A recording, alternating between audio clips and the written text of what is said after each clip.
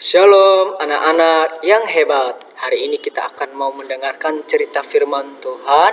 Sir Aldo akan mau mengajak kita untuk bersama-sama sehingga kita boleh memahami kebenaran firman Tuhan. Namun sebelum kita dengarkan cerita firman Tuhan, Sir Aldo mau mengajak kita untuk bersama-sama kita angkat tangan kita. Ayo. Coba lihat ada berapa tangan kita? Ada 2, betul adik-adik. Nah, ada berapa jari tangan kita? Ya, semua ada 10. Jari tangan kanan ada 5 dan jari tangan kiri ada 5. Jadi semua adalah 10. Nah, ikuti Sir Aldo untuk bernyanyi bersama-sama sebelum kita berdoa untuk firman Tuhan. Ya, ayo angkat tangannya dua-dua, kita sama-sama bernyanyi ya. Tanganku ada 2, 5 jariku, ku pegang sama-sama, lalu aku berdoa. Ayo adik-adik lipat tangan, ikuti Sir berdoa. Tuhan Yesus, terima kasih, kami bersyukur buat kebaikan-Mu dalam hidup kami. Saat ini kami mau mendengarkan cerita firman Tuhan. Ajari kami agar kami menjadi anak-anak Tuhan. Terima kasih Tuhan Yesus, terpuji nama-Mu. Dalam nama Yesus kami berdoa. Haleluya. Amin. Nah, adik-adik, hari ini Sir akan memberikan sebuah cerita yang sangat menarik. Nah, ini ceritanya tentang sebuah mahkota, ya. Seorang raja untuk mempercayakan anak-anaknya. Oke, kita dengarkan ceritanya. Dahulu kala hiduplah seorang raja yang paling kaya. Raja ini memiliki 3 orang putra yang semuanya pintar, kuat, dan hebat. Luar biasa ya adik-adik semua. Kira-kira adik-adik semua di rumah ada berapa orang? Nah, tetapi adik-adik, seiring berjalannya waktu, sang raja ini mulai tua dan kesehatannya mulai menurun. Jadi dia sudah kakek-kakek. Dia mungkin akan mencari ganti supaya ada yang bisa menjadi pemimpin. Nah, ia tahu bahwa waktunya menjadi raja akan segera berakhir. Lalu raja ini pun mulai berpikir begini. Siapa ya di antara ketiga putraku ini yang pantas menggantikan aku menjadi raja dan menerima mahkota ini? Dan raja itu adik-adik, dia punya mahkota, ya. Karena semuanya hebat, sang raja bingung, sehingga sang raja memutuskan untuk membuat sebuah perlombaan. Nah, adik-adik, raja tadi memberikan tantangan kepada anaknya yang ketiga itu, ya. Raja berkata, "Aku akan memberikan masing-masing dari kalian uang sebanyak 100." Nah, 100 emas atau perak. Dan tugas kalian adalah mengisi sebuah ruangan hingga penuh. Terserah kalian mau isi apa saja. Yang berhasil membuat ruangan itu terisi penuh tanpa sisa akan menerima mahkota ini dan dia akan menjadi raja. Adik-adik, dengan senang hati anaknya yang ketiga itu tadi, mereka bersemangat, ya. Mereka berusaha untuk bisa mencari ide supaya ruangan itu bisa penuh. Nah, adik-adik di rumah bisa tebak nggak kira-kira isi apa ya yang bisa memenuhi ruangan itu? Nah, ayo coba berpikir. Kalau misalnya kita dikasih suatu perlombaan, contohnya dalam sebuah ruangan, apa saja yang adik isi dengan harga 100 perak atau emas untuk mengisi sampai full ruangan itu? Ayo kira-kira apa? Ya, oke ya, tertunggu ya dari komentar.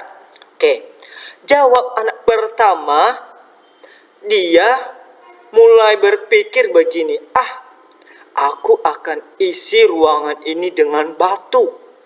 Batu banyak dimanapun ada, dan bahkan batu pun murah, bahkan bisa diambil di jalan-jalan. Dia pun mulai mengisi ruangan dengan berbagai batu besar dan kecil. Tapi ketika diperiksa, adik-adik semua, ruangan itu ternyata masih banyak celah antara batu-batunya. Bahkan bagian atas atau atap juga tidak bisa dipenuhi dengan batu.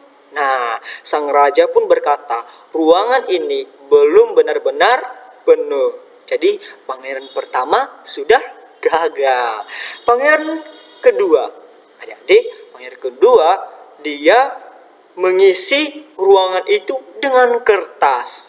Nah, kertas bisa rapat dan ringan. Nah, ia pun membawa tumpukan kertas dan mulai menumpuk hingga mendekati langit-langit ruangan itu. Tapi tetap saja masih ada sudut-sudut dan celah kecil yang tidak tertutup rapat. Nah, adik-adik, ayo, anak yang ketiga kira-kira berhasil atau enggak ya? Nah, ayo, anak yang ketiga, dia melakukan atau membeli beberapa lilin.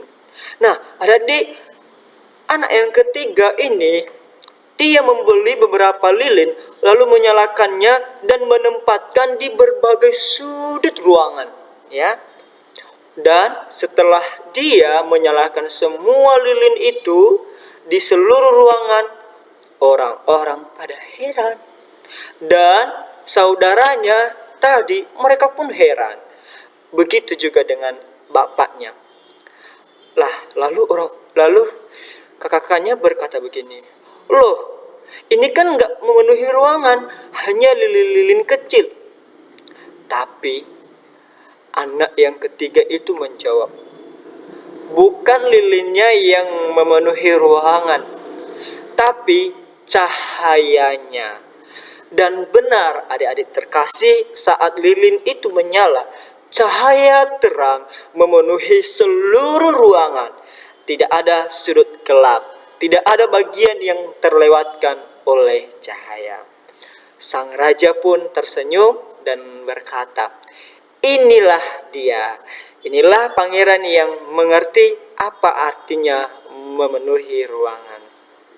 Pangeran ketiga menang dan menerima mahkota. Terlebih dia menjadi seorang raja.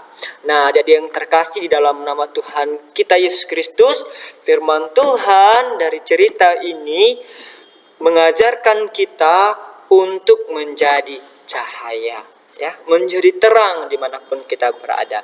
Ayo kita buka Alkitab kita dari Efesus 1 ayat 18. Ya.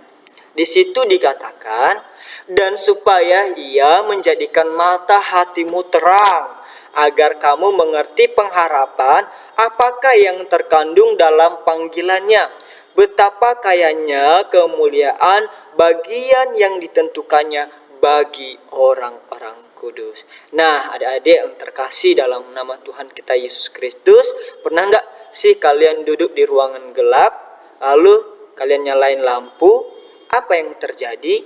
Ya, kita jadi bisa melihat dengan jelas, ya. Nah, ayat firman Tuhan hari ini berbicara tentang mata hati kita. Apa itu mata hati? Mata hati itu seperti cara kita melihat kebaikan Tuhan. Tapi bukan dengan mata biasa, adik-adik, melainkan dengan hati yang percaya dan mengasihi Tuhan. Ketika Tuhan menerangi mata hati kita, kita jadi bisa mengerti betapa besarnya kasih Tuhan Yesus.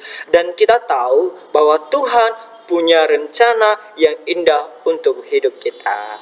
Nah, adik-adik yang terkasih, ingat cerita tadi, anak yang paling kecil menyalakan lilin kecil dan ruangan jadi penuh dengan terang. Sama seperti itu, Tuhan ingin menyalakan terang dalam hati kita supaya kita mengerti pengharapan yang Tuhan berikan bahwa hidup kita berharga dan kita dipanggil jadi anak-anak terang.